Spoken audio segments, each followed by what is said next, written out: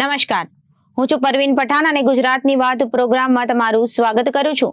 આજે આપણે આપણા આ પ્રોગ્રામમાં જાણીશું કે આપણા ગુજરાત રાજ્યમાં દિવસ દરમિયાન કઈ કઈ ઘટનાઓ બની છે અને કેવી રીતે બની છે, કયો છે સોશિયલ મીડિયાનો હોટ ટોપિક મુદ્દો, તે સમગ્ર જાણકારી વિસ્તારપૂર્વક આપણા આજના આ પ્રોગ્રામમાં આપણે નિહાળીશું।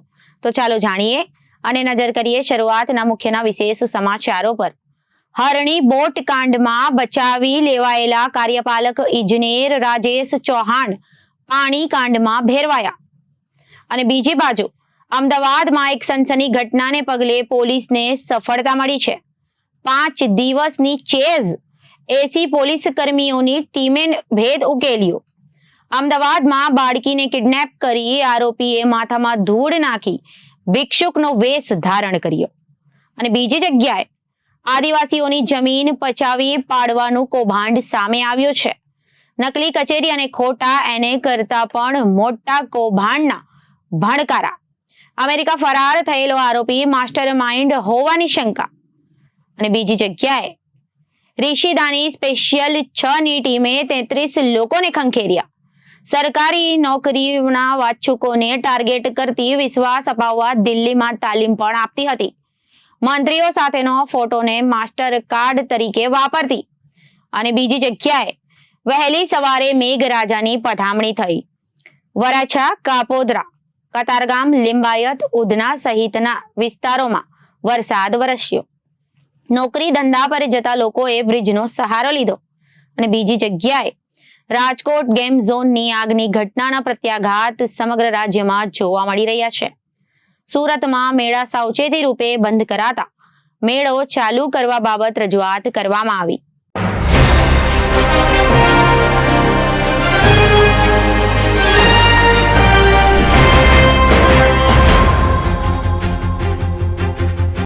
હવે જોઈએ સમાચારો વિસ્તારથી। હરણી બોટ કાંડમાં બચી ગયેલા હાલના ફ્યુચરિસ્ટિક પ્લાનિંગ સેલના એડિશનલ સિટી ઇજનેર અને વિવાદાસ્પદ કાર્યપાલક ઇજનેર રાજેશ ચૌહાણ પાણી કાંડમાં ભેરવાયા છે। હરણી લેક ઝોન ફ્યુચરિસ્ટ સેલના હસ્તક હતું, છતાં બોટ કાંડ બાદ રાજેશ ચૌહાણ સામે કાર્યવાહી કરવાને બદલે તેમને ફરિયાદી બનાવી બચાવી લેવાયા હોવાની ચર્ચા ઉઠી છે। શહેરની હદની બહાર તાંદલજામાં બિલ્ડરને ફાયદો થાય અને પાલિકાને નુકસાન થાય એ રીતે પાણીની લાઈન નાખી હતી, જેની ખાતાકીય તપાસમાં રાજેશ ચૌહાણ વિરુદ્ધ આક્ષેપ સાબિત થયા છે અને તેમની સામે કડક કાર્યવાહી અંગેનો નિર્ણય લેવા મ્યુનિસિપલ કમિશનરે સભામાં દરખાસ્ત મોકલી હોવાનું સૂત્રોએ જણાવ્યું હતું। મ્યુનિસિપલ કમિશનરે મોકલેલી દરખાસ્ત મુજબ તાંદલજાના અલ કરીમ ફ્લેટ અને રિઝવાન ફ્લેટના બિલ્ડરે 100% ખર્ચે પાણીની લાઈન નાખવાની હતી, પરંતુ આ કામ પાલિકાના કોન્ટ્રાક્ટર મારફતે કરાવાયું હતું, જેના કારણે પાલિકાને આર્થિક નુકસાન થયું હતું। તે સમયના રાજેશ ચૌહાણ, નાયબ સમીરા પટેલ અને એડિશનલ આસિસ્ટન્ટ એન્જિનિયર શક્તિ સામે ખાતાકીય તપાસ સોંપાઈ હતી। તપાસ અધિકારીઓએ આ તપાસ પૂર્ણ કરી 2022ના ફેબ્રુઆરીમાં અહેવાલ રજૂ કર્યો હતો। તપાસમાં કંઈક રાજેશ ચૌહાણ સામે વાસણા ટાંકીના નેટવર્ક લંબાવવાની કામગીરીમાં ઉપરી સક્ષમ અધિકારીના હુકમનું સમય મર્યાદામાં પાલન ન કરી તેઓની સૂચનાની અવગણના કરી હોવાનું અને ડેવલપર્સને ફાયદો થાય તે રીતે લાઈન હદ બહારના વિસ્તારમાં વધારવાનું કામ કરાયું હોવાનું ખુલ્યું હતું। રાજેશ ચૌહાણે ફરજમાં બેદરકારી સાથે શહેર બહાર વિસ્તારની નેટવર્ક લંબાવવાની કામગીરીમાં અલ કરીમ રેસિડેન્સીના બિલ્ડરે પોતાના ખર્ચ નાખવાની લાઈન પાલિકાના કોન્ટ્રાક્ટર પાસે નખાવી પાલિકાને નુકસાન પહોંચાડ્યું હતું અને સપાટી પર આવ્યું હતું। રાજેશ ચૌહાણ સામે મૂકેલા 3 આક્ષેપો પૈકી એક અસંત જ્યારે 2 આક્ષેપ સાબિત થયા છે અને વર્ષ 2018-19માં ભાંડો ફૂટી જતા કાર્યવાહીના ડરે કાર્યપાલક ઇજનેર રાજેશ ચૌહાણે રાતોરાત સ્થળ પર દોડી જઈ પહોંચીને પાણીની નાખેલી લાઈન કાઢવાની કામગીરી શરૂ કરાવડાવી હતી। પાલિકાના સ્ટાફની મદદથી પાણીની લાઈન કાઢવાની તજવીજ હાથ ધરવામાં આવતા સ્થાનિક રહીશો એકત્ર થઈને હોબાળો મચાવ્યો હતો। સ્થાનિક રહીશો દ્વારા પોલીસને બોલાવતા પોલીસ ફરિયાદ પણ થઈ હોવાનું પણ આધારભૂત સૂત્રો દ્વારા જાણવામાં મળ્યું છે। કાર્યપાલક ઇજનેર રાજેશ ચૌહાણ સામેના આક્ષેપ ખાતાકીય તપાસમાં સાબિત થયા હોવાથી DGPMC એક્ટ 1949ની કલમ 56/2 હેઠળ શિસ્ત વિષયક કાર્યવાહી કરવાની માંગ થઈ હતી. જો કે કાર્યપાલક ઇજનેર રાજેશ ચૌહાણ વર્ગ 1ના અધિકારી હોવાથી તેઓની નિમણૂક સામાન્ય સભા દ્વારા કરાઈ હોવાથી કાર્યવાહી કરવા માટેનો નિર્ણય લેવા અને ત્યારબાદની કાર્યવાહી કરવા સમગ્ર સભાની મંજૂરી માંગવામાં આવી છે. સામાન્ય સભા કાર્યપાલક ઇજનેર રાજેશ ચૌહાણને સસ્પેન્ડ કરશે કે પછી બચાવી લેશે તે જોવાનું રહ્યું છે. 2022માં છાણીમાં વગડામાં 350 મીટર લાંબો રોડ બનાવવામાં રાજેશ ચૌહાણ વિવાદમાં આવ્યા હતા. વર્ષ 2024માં છાણી રવિ શિખર એપાર્ટમેન્ટ નજીક વગડામાં 350 મીટર લાંબો અને 18 મીટર પહોળો રોડ રાતોરાત બની ગયો હતો, જેનો ભારે વિરોધ થયો હતો અને કોંગ્રેસના કાઉન્સિલરોએ તપાસ કરીને કાર્યવાહી કરવાની માંગણી કરી હતી.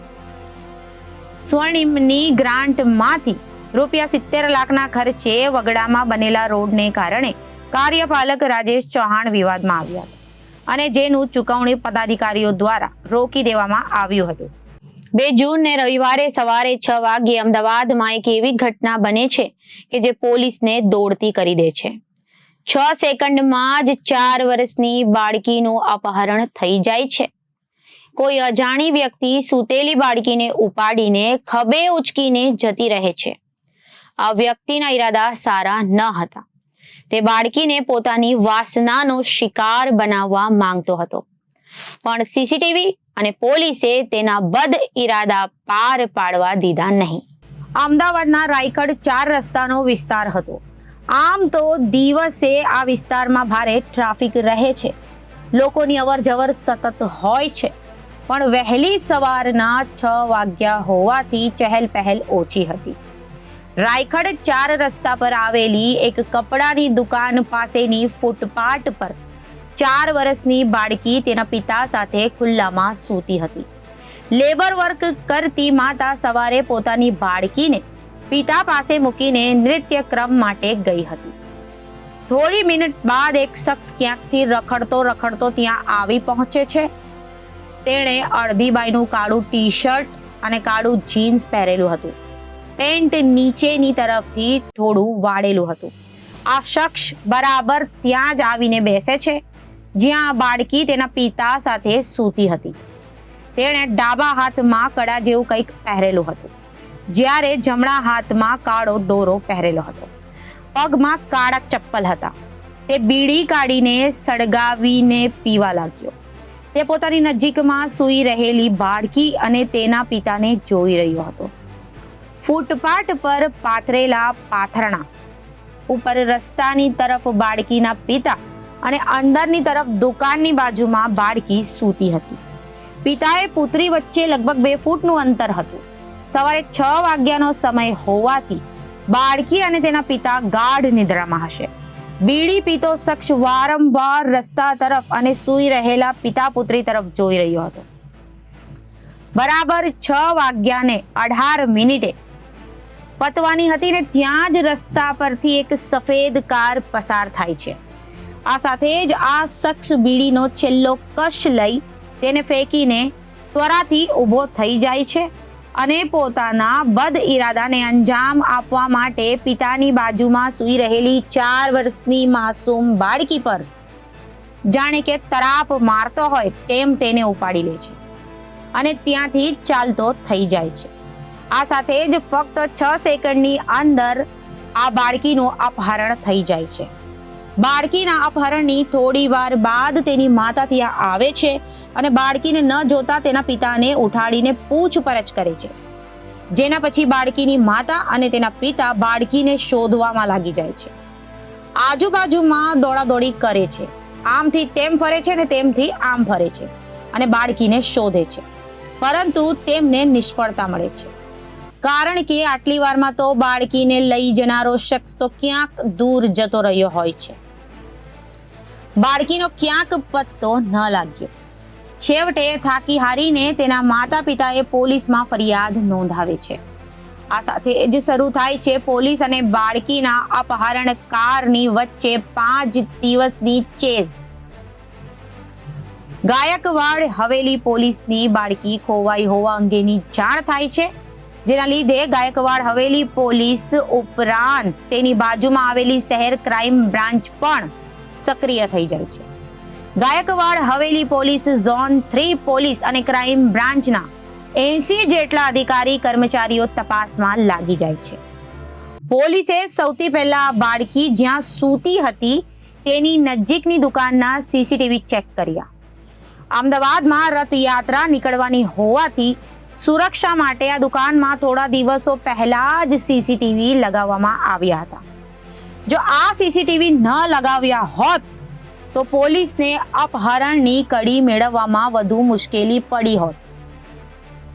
દુકાનના સીસીટીવી જોતા બાળકીનું અપહરણ થયું હોવાનું પાક્કું થયું હતું. આ સાથે જ શખ્સને ઓળખવાનું તથા બાળકીને બચાવવાનું કામ પણ શરૂ થયું હતું. આખો દિવસ શોધવા છતાં શહેર પોલીસને કોઈ નક્કર કડી ન મળી. બાળકીનું અપહરણ થયાને કલાકો વીતી ગયા હતા.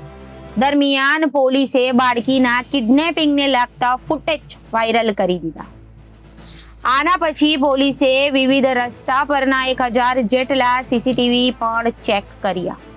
સીસીટીવી ફૂટેજને ફોલો કરતા પોલીસ કાલુપુર સુધી તો પહોંચી હતી, પણ તેનાથી આગળના કોઈ સગડ ન મળતા હવે પોલીસની પણ ચિંતા વધી ગઈ હતી. કેમ કે જો બાળકીને વેચી નાખવામાં આવે તો તેને શોધવી મુશ્કેલ બને તેમ હતું, અને જો બાળકી ઉપર દુષ્કર્મ થાય તો તેની જિંદગી ખરાબ થઈ જાય તેમ હતું. આ ઉપરાંત જો આરોપીને એક વખત આવું કામ કરવામાં સફળતા મળે તો બીજી વખત પણ આવું કરવા પ્રેરાય તેવી પણ શક્યતા હતી. આ જ કારણોસર આરોપીને પકડવો જરૂરી હતો, જેના માટે પોલીસે રેલવે સ્ટેશન, બસ સ્ટેશન તથા ભિક્ષુકોમાં પણ શોધ કરી. તેમ છતાં તેમાં સફળતા ન મળી. અચાનક જ બીજા દિવસે એટલે કે 3 જૂને વહેલી સવારે લગભગ 4 વાગ્યાની આસપાસ અપહરણકાર આરોપી બાળકીને કાલુપુર વિસ્તારમાં મૂકીને જતો રહે છે. આ અંગે કાલુપુર પીઆઈ HR વાઘેલા સાથે વાત કરતા તેમણે જણાવ્યું હતું કે ગાયકવાડ હવેલી પોલીસ સ્ટેશનમાં કિડનેપિંગની ફરિયાદ દાખલ થઈ હતી, જેની અમને જાણ થઈ હતી. તેનો વિડીયો વગેરે પણ સોશિયલ મીડિયા પર ફરતો હતો. સોમવારે સવારે અમારી પેટ્રોલિંગ વાન ડીસીપી ઝોન 3ની ઓફિસ નજીકથી પસાર થઈ રહી હતી. એ સમયે એક કાકાએ પેટ્રોલિંગ વાન રોકીને કહ્યું કે આ છોકરી ક્યારની એકલી રડે છે, જેથી પેટ્રોલિંગ ટીમ બાળકીને પોતાની સાથે લઈને પોલીસ સ્ટેશન આવી હતી, જ્યાં અપહરણ કરાયેલી બાળકીનો ફોટો જોતા આ એ જ બાળકી હોવાનો ખ્યાલ આવ્યો હતો, જેથી તરત જ ગાયકવાડ પોલીસનો સંપર્ક કરીને તેને બાળકી સોંપી દીધી હતી. બાળકી હેમખેમ મળી જતા તેના પરિવારજનોને સાથોસાથ પોલીસને પણ હાશકારો થાય છે. જો કે પોલીસ માટે હજુ પણ આરોપીની ઓળખનો પડકાર તો ઊભો જ રહે છે. જો અપહરણકાર ન પકડાય તો આવો કોઈ બીજો બનાવ બને તેવો ડર પણ હતો. 3 તારીખે બાળકી મળી આવ્યા બાદ પોલીસ અપહરણકારની શોધ સતત ચાલુ રાખે છે. 3 દિવસ બાદ એટલે કે 6 જૂનના ક્રાઇમ બ્રાન્ચને બાતમી મળી હતી કે આરોપી વાસણા APMC નજીક આવવાનો છે, જેના કારણે ક્રાઇમ બ્રાન્ચની એક ટીમ ત્યાં પહોંચી ગઈ હતી અને વોચ ગોઠવી દીધી હતી. બપોરે 12 વાગ્યાની આસપાસ જેવો આરોપી વાસણા APMC પાસે પહોંચે છે કે ક્રાઇમ બ્રાન્ચની ટીમ તરત જ તેને પકડી લે છે.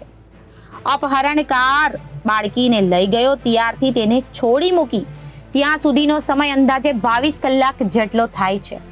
આ 22 કલાકમાં શું થયું? અપહરણકાર કોણ હતો? એ બાળકીને લઈને ક્યાં ફર્યો? તેના ઈરાદા શું હતા? આ બધી બાબતો જાણવા માટે અમદાવાદ ક્રાઇમ બ્રાન્ચના અધિકારીઓનો સંપર્ક કર્યો. આ અધિકારીઓએ એમને આખી ઘટનાની રસપ્રદ વિગતો જણાવી. ક્રાઇમ બ્રાન્ચના અધિકારીઓએ કહ્યું કે જેણે બાળકીનું અપહરણ કર્યું હતું તેનું નામ બગદારામ ઉર્ફે બગારામ ઉર્ફે પ્રકાશ ચેલાજી પ્રજાપતિ છે. તેની ઉંમર 40 વર્ષની છે. તેનું મૂળ વતન રાજસ્થાનના જાલોર જિલ્લામાં આવેલું છે. તે 2010 થી અમદાવાદમાં રહે છે. અમદાવાદની જમાલપુર શાક માર્કેટમાં તે મજૂરી કરે છે. બગારામનું નામ વાહન ચોરીના 6 ગુનામાં સહ આરોપી તરીકે છે. અમદાવાદ આવ્યો તે પહેલા બગારામ ભાવનગરના વલ્લભીપુર નજીક આવેલા અયોધ્યાપુરમમાં મજૂરી કામ કરતો હતો. બગારામના પરિવાર અંગે ક્રાઇમ બ્રાન્ચના અધિકારી કહે છે કે તેને 4 બહેનો છે, પણ તે ઘણા સમયથી ઘરે જતો નથી. વર્ષો પહેલા બગારામની માતાએ સળગી જઈને આત્મહત્યા કરી લીધી હતી. બગારામને દારૂ પીવાની ટેવ છે. થોડા સમય પહેલા તે ચાની કેટલી પર કામ કરતો હતો, પરંતુ કોઈ કારણોસર તેને ત્યાંથી કાઢી મુકાયો હતો. આ સિવાય બગારામ ક્યાંક રસોઈયા તરીકે પણ કામ કરી લેતો હતો. અમદાવાદમાં પોતાનું કોઈ ઘર ન હોવાથી તે ક્યારેક રિવરફ્રન્ટ તો ક્યારેક જમાલપુરમાં સૂઈ જતો હતો. અપહરણ કરનારો બગારામ જ છે તે ઓળખ કેવી રીતે થઈ, આ અંગે ક્રાઇમ બ્રાન્ચના અધિકારી જણાવે છે કે પોલીસની ટીમો તેની શોધમાં જ હતી, પણ કોઈ પગેરું મળતું ન હતું. ક્રાઇમ બ્રાન્ચની ટીમે પોતાના બાતમીદારો તથા ટેકનિકલ સ્કિલ પણ કામે લગાવી હતી. આ દરમિયાન એક બાતમીદારે સીસીટીવી ફૂટેજ જોઈને કહ્યું હતું કે જેણે અપહરણ કર્યું તે આરોપી બગારામ છે. આરોપી કોણ છે તે હોવાનું સ્પષ્ટ થઈ જતા પોલીસે તેને સ્થાનો પર તપાસ શરૂ કરી દીધી. બાળકીના અપહરણની આગલી રાતથી બનેલા ઘટનાક્રમ અંગે ક્રાઇમ બ્રાન્ચના અધિકારી કહે છે કે ઘટનાની આગલી રાત્રે બગારામ રિવરફ્રન્ટ પર સૂતો હતો. રવિવારે સવારે વહેલા ઉઠી ગયો હતો અને પંક્ચર સાધવાની ટ્યુબનો નશો કર્યો હતો. રિવરફ્રન્ટમાંથી ચાલતા ચાલતા તે રાયખડ આવ્યો હતો, જ્યાં એક કપડાની દુકાન આગળ બાળકીને જોતા તેને દુષ્કર્મનો વિચાર આવ્યો હતો, જેને પગલે તે ત્યાં બેસીને બીડી પીવા લાગ્યો હતો. લગભગ 15 મિનિટ રાહ જોયા બાદ બાળકીનું અપહરણ કરીને ચાલવા લાગ્યો હતો. ત્યાંથી થોડે આગળ જઈને તે શટલ રિક્ષામાં બેસી ગયો હતો. ત્યાંથી કાલુપુર તરફ ગયો હતો. કાલુપુર BRTS સ્ટેન્ડ નજીક રિક્ષામાંથી ઉતરીને ગોમતીપુર સહિત અલગ અલગ સ્થળે ફરતો હતો. આ દરમિયાન બગારામ બાળકીને બિસ્કિટ અને બીજું બધું ખવડાવતો રહ્યો હતો.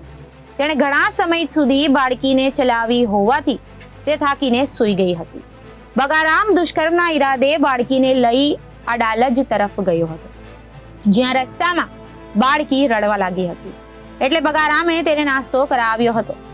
બગારામે પોતે પણ આખો દિવસ નશામાં હતો. આખો દિવસ આ રીતે પસાર કર્યો કે રાત્રે બગારામના મનમાં વાસનાનો કીડો સળવળ્યો.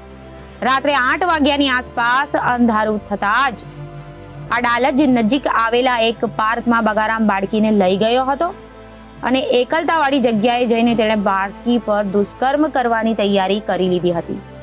એ કંઈક કરવા જાય તે પહેલા જ પાર્કમાં કેટલાક લોકોનો અવાજ આવતા તે ટેન્શનમાં આવી ગયો અને ડરીને બાળકીને પાર્કમાંથી લઈને ભાગી ગયો. એક તરફ બાળકી સતત રડતી રહેતી તો બીજી તરફ પોતાની પાસે રહેલી આ બાળકી અંગે કોઈ પૂછપરછ કરશે તો તે શું જવાબ આપવો? પોતે પકડાઈ જશે? આવી બીક બગારામને લાગવા લાગી. જેમ તેમ રાત આગળ વધતી જતી હતી, તેમ બગારામની બીક પણ વધતી જતી હતી. આ દરમિયાન બીક સાથે તેણે જેમ તેમ કરીને આખી રાત તો પસાર કરી નાખી, પણ વહેલી સવારે બાળકીને છોડી દેશે તેવું નક્કી કરી લીધું. બાળકીને છોડી મૂકવાનું મનોમન નક્કી કરીને તે કાલુપુર તરફ ગયો અને એક સ્થળે તેણે બાળકીને છોડી દીધી. બાળકીને છોડી દીધા બાદ તે ત્યાંથી ફરાર થઈ ગયો. બાળકીને છોડ્યા બાદ પણ પકડાઈ જવાની બીકે બગારામનો પીછો ન છોડ્યો. તેણે હજુ પણ પકડાઈ જવાની બીક લાગતી હતી. પોલીસથી બચવા બગારામે કપડાં બદલી લીધા હતા. ભિક્ષુક પહેરે તેવા જૂના કપડાં પહેરીને તે પર માટી નાખી દીધી હતી. કોઈ ઓળખી ન શકે તે માટે તેણે હેર સ્ટાઇલ ચેન્જ કરી લીધી હતી અને પોતાના વાળમાં ધૂળ નાખી દીધી હતી. પોતાનો હુલિયો બદલીને તે મજૂરો વચ્ચે પહોંચી ગયો હતો અને ત્યાં છુપવાનો પ્રયાસ કર્યો હતો. પોલીસે જ્યારે બગારામની ધરપકડ કરી ત્યારે તે ભિક્ષુક જેવા હુલિયામાં જ હતો. પોલીસે પૂછપરછ કરી તો તેણે શરૂઆતમાં આનાકાની કરી હતી, જેના કારણે પોલીસે થોડી વધુ કડક થઈને પૂછપરછ કરતા તેણે પોતાનો ગુનો કબૂલી લીધો હતો. પોલીસ કહે છે કે બગારામે આ પહેલા આવું કોઈ કૃત્ય કર્યું હોય કે કરવાનો પ્રયત્ન કર્યો હોય તેવું સામે આવ્યું નથી. નકલી કચેરી કે ખોટા એને જ નહીં, તેથી પણ વધુ મોટા કૌભાંડ સામે આવવાની તૈયારીમાં છે. આ કૌભાંડ છે ગરીબ આદિવાસીઓની જમીન બચાવવા માટે ઘડાયેલા નિયમ 73AA નું આદિવાસીની જગ્યા બિન આદિવાસી પાસે જતી બચાવવા લેન્ડ એક્ટ માટે જરૂરી મંજૂરી અને વિશેષ પ્રીમિયમ ભર્યાના ખોટા ડોક્યુમેન્ટ બનાવી કરોડોની જમીનનો ભૂમાફિયાઓને સગેવગે કરી દેવાઈ હોવાની ફરિયાદ ગોધરા પોલીસને મળી છે. આવા અલગ અલગ આક્ષેપ સાથે કુલ 5 અરજીઓ માત્ર 2 દિવસમાં પોલીસને મળી છે, જેને આગામી સપ્તાહના પહેલા જ દિવસે કલેક્ટર ઓફિસ મોકલી આપી અરજીમાં થયેલા આક્ષેપોને લેન્ડ રેકોર્ડ સાથે મેળવી તપાસ કરી શકાય તેમ જિલ્લા પોલીસ વડાનું કહેવું છે કે દાહોદ જિલ્લા પોલીસે 2 અલગ અલગ ફરિયાદ નોંધી હારૂન પટેલ, મહેમૂદ ટેલર અને શૈસવ પરીખની ધરપકડ કરી છે. ત્રણેય આરોપીઓને અલગ અલગ રાખી પૂછપરછ કરવા ઉપરાંત તેમના ઘર અને ઓફિસના સ્થળો પર તપાસ કર્યા બાદ પોલીસને વધુ કેટલાક દસ્તાવેજો અને વિગતો મળી છે. બંને ફરિયાદમાં માસ્ટર માઇન્ડ શૈસવ પરીખ હોવાનું સામે આવ્યું છે, જે અંગે દાહોદ જિલ્લા પોલીસ વડા ડોક્ટર રાજદીપસિંહ ઝાલાનું કહેવું છે કે નકલી એનએના ઓર્ડર 2022માં તૈયાર કરાયા હતા. જો કે તે બોગસ દસ્તાવેજ પણ ખોટી તારીખ વર્ષ 2018ની લખવામાં આવી હતી. તેની પાછળ આરોપીઓની ચાલ એ હતી કે 2018 પછી ડીડીઓ પાસેથી એને કરવાની સત્તા લેવાઈ ગઈ હતી, જેથી જૂની તારીખના દસ્તાવેજોનું ક્યારેક સ્કૂટીની થશે અને તે પકડાશે નહીં. અમેરિકા ફરાર થયેલો આરોપી માસ્ટર માઇન્ડ હોવાની શંકાથી પોલીસે એલઓસી કાઢી છે. આ કેસનો એક આરોપી કૌભાંડ આચરીને 3 વર્ષથી વિદેશ ફરાર થઈ ગયો છે. તે પણ શૈસવની જેમ માસ્ટર માઇન્ડ છે અને તેને પકડી પાડવા માટે એલઓસી પણ કાઢવામાં આવ્યું છે. જ્યારે અન્ય એક આરોપી તપાસ શરૂ કરતા થાઈલેન્ડ ભાગ્યો હોવાનું પણ જાણવા મળ્યું છે. નકલી એને બાદ 73A ની જરૂરી મંજૂરી અને પ્રીમિયમ પણ ખોટા બન્યા હોવા અંગે પૂછતા ડીએસપી ડોક્ટર રાજદીપસિંહ ઝાલાએ ઉમેર્યું હતું કે આ લેન્ડ રેકોર્ડ છે અને તેની કોપી કલેક્ટર કચેરી પાસે જ છે. અમે 2 દિવસમાં જ આ તમામ અરજીઓ કલેક્ટર ઓફિસ મોકલી આપી તેમાં કરવામાં આવેલા આક્ષેપો અંગે ચકાસણી કરીશું. દાહોદ પોલીસનું કહેવું છે કે અમે લોકોને અનુરોધ કર્યો હોય કે તેમના ધ્યાને આવા કોઈ કૌભાંડ હોય તો અમને જાણ કરજો, જેના પગલે 2 દિવસમાં 5 અરજીઓ પોલીસને મળી છે, જેમાં સરકારને કરોડો રૂપિયાનો ચૂનો લગાડ્યો હોય તેવી બોગસ દસ્તાવેજની 73A વાળી અરજીઓ પણ છે. જમીન ઉપર સોસાયટી બની ગઈ અને લોકો રહેવા પણ આવી ગયા છે. ભૂમાફિયાઓએ ખોટા શર્તીના આધારે જેને જમીન વેચીને સરકારને ચૂનો લગાડ્યો છે, તે જગ્યા પર રહેણાંક મકાનો બની ગયા છે અને મોટા ભાગના સામાન્ય પરિવારના લોકો તો લોન લઈને ઘરમાં રહેવા આવ્યા છે. તેમના ભવિષ્ય પર પણ લટકતી તલવાર છે. જો કે કોર્ટ સમય આવે ત્યારે યોગ્ય નિર્ણય લઈ આવા નિર્દોષો લોકોના હિતનું રક્ષણ કરશે તેમ જાણકારોનું માનવું છે. આદિવાસીઓની જમીન બચાવવા માટે ઘડવામાં આવેલો વિશેષ કાયદો છે, જેમાં આદિવાસીની જગ્યા બિન આદિવાસી વ્યક્તિ લઈ ન શકે. જો કોઈ બિન આદિવાસી વ્યક્તિને આદિવાસી જગ્યા લેવી હોય તો 73A હેઠળ વિશેષ મંજૂરી લેવી પડે. આ મંજૂરી મળ્યા બાદ અન્ય જમીનો કરતા ઊંચું પ્રીમિયમ ચૂકવવું પડે, જેથી જમીન સામાન્ય રીતે બિન આદિવાસીઓ પાસેથી કોઈ આંચકી ન જાય તે માટે આ કાયદાથી તેનું રક્ષણ કરવામાં આવે છે. નવસારીના 2 યુવકોને રેલવેમાં નોકરી અપાવવાના નામે 33 લાખ ખંખેરનાર રિશિદા ઠાકુર અને તેની ટોળકી સામે 3 મહિના પહેલા ફરિયાદ નોંધાયા બાદ પોલીસે રિશિદાને નોઈડાથી ઝડપી પાડી હતી.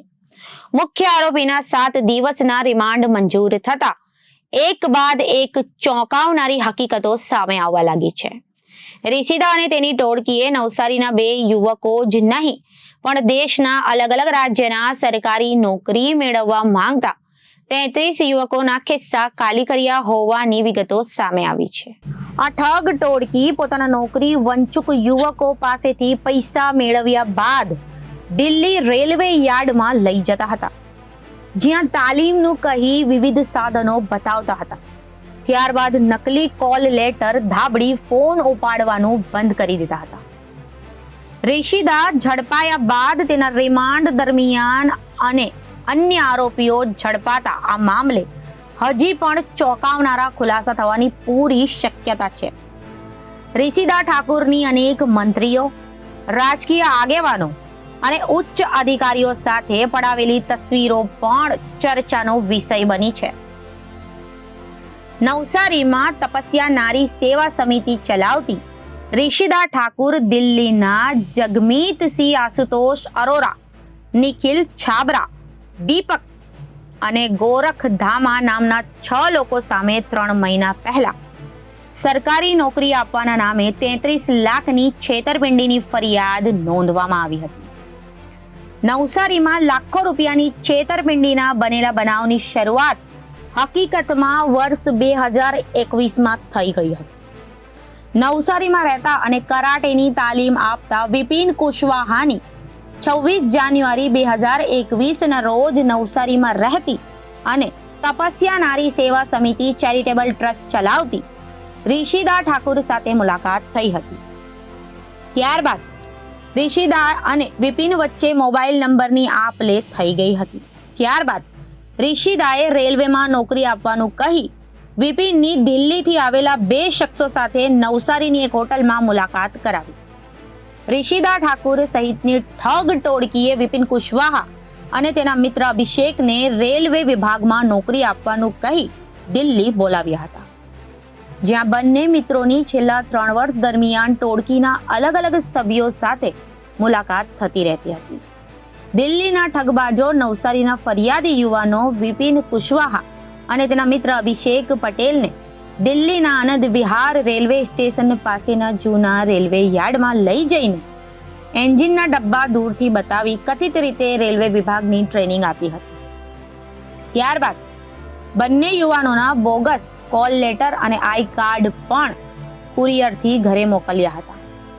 ઠગ ટોળકીએ ફરિયાદી યુવાનને શંકા ન જાય તે માટે સરકારી નોકરી આપવાની લાલચમાં સરકારી કચેરીની બહાર સેટિંગ કરતા હતા. નવા સભ્યો ફરિયાદી યુવાન બિપિન કુશવાહાને ક્યારેક દિલ્હીની DRM ઓફિસની બહાર મળતા હતા તો ક્યારેક બરોડા હાઉસની બહાર. કોઈ વાર દિલ્હી રેલવે સ્ટેશન ઉપર બોલાવીને નકલી કાગળની આપ-લે પણ કરવામાં આવી હતી. યુવાનને ભરોસો આપવા માટે કોઈ પણ કસર છોડી ન હતી.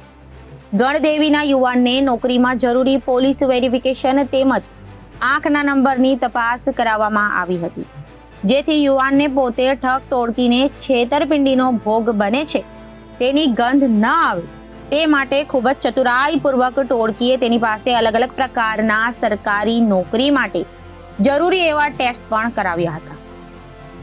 ગણદેવીના યુવાનને નોર્ધન રેલવે નામનું આઈ કાર્ડ બનાવી આપવામાં આવ્યું હતું, જેથી રેલવે વિભાગ પણ ઠગ ટોળકી વિરુદ્ધ ફરિયાદ નોંધે છે કે કેમ તે અંગે પણ પ્રશ્નાર્થ છે. ભારત સરકારના સૌથી મોટા ઉદ્યમ તરીકે રેલવે વિભાગ કાર્યરત છે, જેને ઉપયોગ કરી ખોટા કોલ લેટર અને આઈડી કાર્ડ આપતા દિલ્હીના ઠગબાજ વિરુદ્ધ કાયદાકીય કાર્યવાહી થશે કે કેમ તે એંગલ પર પણ ટાઉન પોલીસ તપાસ કરી રહી છે. નવસારીના ગણદેવીના 2 યુવાન સહિત અન્ય 33 યુવાનોએ રેલવેમાં નોકરી આપવાની લાલચે દિલ્હીના રેલવેના પરિસરમાં ટ્રેનિંગ આપવામાં આવી હતી. આ કેસમાં રેલવેનો કોઈ કર્મચારી પણ સંડોવાયો હોવાની પૂરેપૂરી સંભાવના રહેલી છે, જેની માહિતી મેળવવા માટે નવસારી ટાઉન પોલીસની એક ટીમ દિલ્હી ઉપડી છે. આ ઠગ ટોળકીના તમામ આરોપીઓની ધરપકડ થયા બાદ અન્ય ખુલાસા થશે. ઋષિદા ઠાકુરની ધરપકડ બાદ મીડિયા કર્મીઓ જ્યારે પોલીસ સ્ટેશન પહોંચ્યા હતા ત્યારે ऋषिदा ठाकुरे मीडिया कर्मियों ने पुलिस साथे जीबाजोड़ी करी हती। मीडिया कर्मियों ने कहा हतुं कि आप मेरी छवि खराब करने का काम कर रहे हैं। अभी तक मैं आपको प्रेस नोट देती थी तो आप कार्यक्रम में आते नहीं थे, यहाँ फटाफट कूद कूद के आ गए। मीडिया कर्मियों ने कहा हतुं कि मेरी मर्जी है, आपकी मर्जी थोड़ी चलेगी।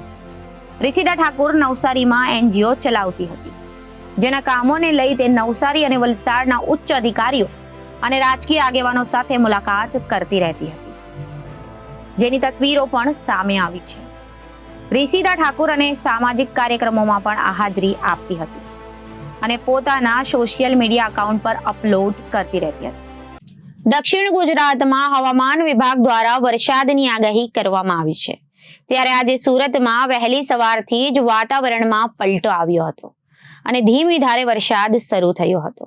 વરાછા, કાપોદ્રા, કતારગામ, લિંબાયત, ઉધના, રાંદેર સહિતના વિસ્તારમાં વરસાદ પડ્યો હતો. હળવા વરસાદના કારણે વાતાવરણમાં ઠંડક પ્રસરી ગઈ હતી. નોકરી ધંધા પર જતા લોકોએ પલળે નહીં તે માટે ઓવરબ્રિજનો સહારો લીધો હતો. જ્યારે કેટલાક લોકો બ્રિજ પર પલળતા પોતાના વાહનમાં પસાર થઈ રહ્યા હતા. હવામાન વિભાગ દ્વારા આજથી 5 દિવસ માટે સુરત સહિત દક્ષિણ ગુજરાતમાં વરસાદની આગાહી કરવામાં આવી છે.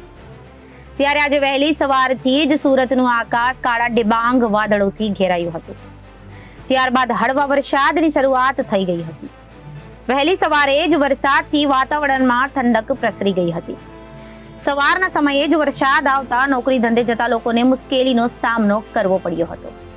આજે 14 જૂનના રોજ વડોદરા, છોટાઉદેપુર, નર્મદા, ભરૂચ, સુરત, ડાંગ, નવસારી, વલસાડ, તાપી, દમણ, દાદરા નગર હવેલી, અમરેલી, ભાવનગરમાં વરસાદ પડશે. આ ઉપરાંત 15 જૂનના રોજ છોટાઉદેપુર, ડાંગ, નવસારી, વલસાડ, તાપી, દમણ, દાદરા નગર હવેલી, અમરેલી, ભાવનગરમાં વરસાદ પડશે. તો 16 જૂનના રોજ નવસારી, વલસાડ, દમણ, દાદરા નગર હવેલી, ગીર સોમનાથમાં વરસાદ પડશે.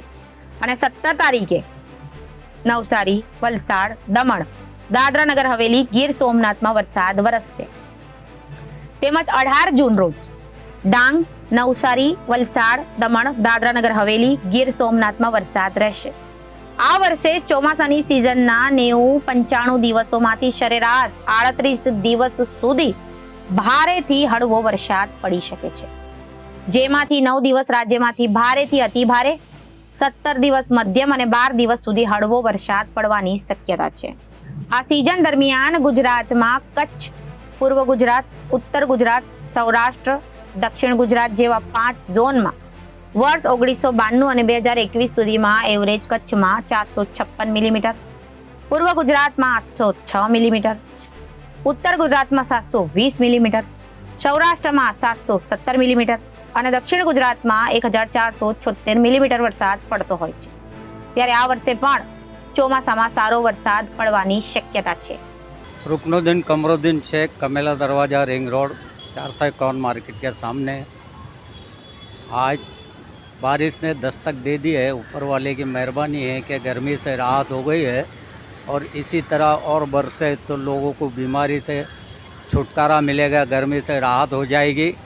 आप मेरे तरफ पीछे देख सकते हो, पूरा रिंग रोड पे 2 बार बारिश गिर गया है। तो ऐसा ही गिरता रहे तो लोगों को गर्मी से राहत हो जाएगी और लोग बीमारी से निजात पा लेंगे। ऊपर वाले की मेहरबानी है कि ऐसा ही बरसता रहे और बरसे। मेरा नाम शेख वहीद शेख मुनीर है और मैं यहाँ कमेले पे काम करता हूँ, गाड़ी है अपनी। तो आज मेघराज आए हुए हैं, पानी अच्छा गिरा, जरा थोड़ी बहुत ठंडक लगी हमारे को। और हमेशा मेघराज ऐसे ही चले और पानी गिरते रहे तो थोड़ी राहत मिलती रहे। मेरा नाम अयूब शेख। आज सूरत शहर में आज सुबह 7 बजे से लेके आज 8:30 पौने 10 9 बजे तक और 9:30 बजे की दस्त तक आज पानी बहुत अच्छा हो रहा है सुबह से। और जो गुजरात गढ़वी में आज जो 14 तारीख तक पानी नहीं आया है, तो पहला सूरत शहर में गिरा है, बहुत खुशी की बात है। और देखो आज ये पूरा रिंग रोड भी गिला हुआ है और तरफ बारिश का माहौल छाया है, तो बहुत लोगों को परेशानी थी गर्मी से। तो आज बहुत बेहतरीन लग रहा है। आज 14 तारीख को पानी गिरा है तो लेट आया है, बाकी आया ज़रूर और बहुत अच्छी बात है और ये हमारे लिए बहुत खुशी की बात है जो ठंडक हो गई। રાજકોટની ગેમ ઝોન આગની ઘટના બાદ સમગ્ર રાજ્યના મેળા સાવચેતી રૂપે બંધ કરવામાં આવ્યા હતા, પરંતુ જે મેળાવાળાઓના પાસે સંપૂર્ણ પરમિટ છે તે મેળા ચાલુ કરવા માટે આજ રોજ સુરત મહાનગરપાલિકા કચેરી ખાતે વનિતા વિશ્રામનો મેળો ચાલુ કરવા માટે આવેદનપત્ર આપવામાં આવ્યું હતું. સૌરાષ્ટ્રના રાજકોટમાં ગેમ ઝોનમાં બનેલી આગની ઘટના બાદ સુરત સહિત રાજ્યના બધા જ મેળા બંધ કરવામાં આવ્યા છે. જે મેળામાંથી સુરત વનિતા વિશ્રામનો મેળો ચાલુ કરવા માટે સુરત મહાનગરપાલિકા કમિશનરને આવેદનપત્ર મેળાના આયોજકો અને મેળામાં કામ કરતા કર્મચારીઓ દ્વારા આપવામાં આવ્યું હતું. સુરત મહાનગરપાલિકા કચેરી ખાતે મેળામાં કામ કરતા લોકો સૂત્રોચ્ચાર કરતા આવ્યા હતા અને જણાવ્યું હતું કે મેળો છેલ્લા 20 કે 25 દિવસથી બંધ છે, જેના કારણે મેળાના આયોજકો, મેળાના સ્ટોલ ધારકો તેમજ મેળામાં કામ કરનારા 700 થી વધુ 800 વ્યક્તિઓ હાલ ભૂખે મરી રહ્યા છે. તેઓનું ગુજરાન કરવાનું મુશ્કેલ બની રહ્યું છે. રાજકોટમાં જે ઘટના બની તેનું અમને દુઃખ છે, પરંતુ રાજકોટના ઘટનાને કારણે સમગ્ર રાજ્યના મેળાઓ બંધ છે. તે મેળાઓ સંપૂર્ણ પરમિટ હોય તેવા મેળાને ચાલુ કરવા માટે આજ રોજ આવેદનપત્ર પાઠવવામાં આવ્યું હતું. મારું નામ ચેતન નવનીતલાલ કોલોરવાળા છે અને હું સુરતનો રહેવાસી. હું સમગ્ર ગુજરાતના જે મેળાના આયોજકો છે તેમના વતી અહીંયા કમિશનર સાહેબને રજૂઆત કરવા માટે આવ્યા છે. અમે લોકો મેળો અમારો જે 20-25 દિવસથી બંધ કરવામાં આવ્યો છે, સરકાર દ્વારા અમને મેળો બંધ કરવાનો ઓર્ડર આપવામાં આવ્યો છે. એ બાબતે અમે લોકો રજૂઆત કરવા આવ્યા છીએ. જે રાજકોટની ઘટના ઘટી છે, જે દુઃખદ ઘટના છે, તેની સાથે અમે પણ દુઃખમાં સહભાગી છે. પરંતુ અમારી રજૂઆત એવી છે કે જ્યારે પણ ગુજરાતમાં આવી કોઈ ઘટના બનતી હોય છે, બરોડાનો કોઈ કામ થયું હોય છે કાં પછી બીજો કોઈ ઘટના થઈ, તો તાત્કાલિક અમારા મેળાવાળાને મેળો બંધ કરવાનો હુકમ કરવામાં આવે છે. મારી રજૂઆત એટલી છે કે જ્યારે પણ કોઈ પણ ગુજરાતમાં કોઈ મોટી ઘટના બનતી હોય છે તો તરત જ પ્રશાસન દ્વારા મેળાને શું કામ બંધ કરવામાં આવે છે. અમારે કેવું એવું છે કે અમારી પાસે ફાયર એનઓસી, આરએનબી વિભાગની એનઓસી, એન્જિનિયરિંગ કોલેજની એનઓસી, ફૂડ વિભાગની એનઓસી, પોલીસ કમિશન એનઓસી, જે પણ એનઓસી હોય એ પણ અમારી પાસે સ્ટ્રક્ચર ડિઝાઇન કે કંઈ પણ આકારણી ભરીએ છીએ. તો અમારી પાસે ટોટલ એનઓસી તમે માંગો છો અને ટોટલ ચેકિંગ કરાવો છો. ટોટલ એનઓસી ચેકિંગ હોવા છતાં પછી પણ અમારી જો મેળો તમે બંધ કયા કારણથી બંધ કરાવો છો? જે તે શહેરમાં કોઈ ઘટના બની હોય તે શહેરમાં એ મેળાનો એનઓસી નહીં હોય કે એમાં કોઈ ચેકિંગ બાકી હોય કે એમાં કોઈ ભૂલ હોય તો તમે એનું બંધ કરાવો તો ઠીક છે, પરંતુ અમારા મેળાવાળા જે બીજા શહેરમાં કોઈ મેળો કરતા હોય એ લોકોનો તમે મેળો શું કામ બંધ કરાવો છો? સાથે અમારે એ પણ કેવું છે કે અમારી સાથે મેળામાં જે તે સ્થળે જે કેમ્પ ચાલતો હોય એમાં 500 પરિવારનું ઘર ચાલતું હોય છે. એ સાથે 500 પરિવાર સિવાય મેળાના જે ચક્રો ચલાવવાળા કે જે સ્ટોલના એ હોય માલિક, એના સિવાય કલરકામવાળા, મંડપવાળા, લાઇટવાળા, ડેકોરેશનવાળા, ટિકિટ બુકિંગવાળા કે પછી બાઉન્સરો, એ લોકો લોકલ 250-300 પરિવારનું ઘર પણ એનાથી ચાલતું હોય છે. એ પણ અટવાઈ જાય છે. અમારે બીજી સરકારને માંગણી એવી કરવાની કે અત્યારે જે નવો કાયદો લાવવાના છે મેળા બાબતે, એમ્યુઝમેન્ટ પાર્ક બાબતે, એના માટે 1 મહિના માટે સૂચન મંગાવજો. 1 મહિનાની અંદર અમારે સરકારને એવી માંગણી છે કે તમે જે નવો કાયદો લાવો એમાં પરમેનન્ટ પાર્ક અને હંગામી જે મેળો અમે લોકો કરીએ છીએ વેકેશનમાં, એ મેળાની ડેફિનેશન અલગ કરજો, લાયસન્સની પ્રક્રિયા સરળ બનાવજો અને તાત્કાલિક અમને લાયસન્સ મળે એવી અમારી માંગણી છે. તો અત્યારે ગુજરાતની વાતમાં વિરામ લઈએ. વધુ સમાચારો માટે જોતા રહો જનાદેશ ન્યૂઝ. નમસ્કાર.